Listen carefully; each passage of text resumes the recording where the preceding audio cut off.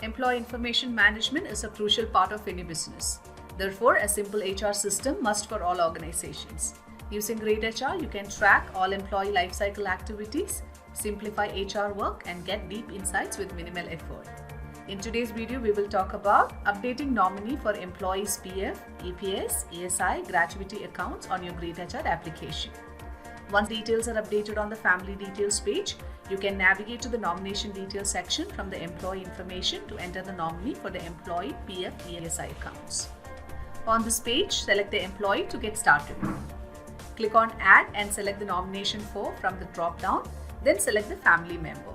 The family member information you have updated on the family member section will reflect on this page. You can navigate to the respective page for any corrections. Now enter the nomination percentage and click on Save. The nomination details are updated successfully. Please note the updated nomination details on your greytHR application will not add the information with the PF or ESI departments in government. This data will be saved only in the employee records on greytHR. With that, we come to an end of this video. Stay tuned for more and don't forget to like and subscribe to this channel to get updates about our upcoming videos. Thank you. Have a wonderful day.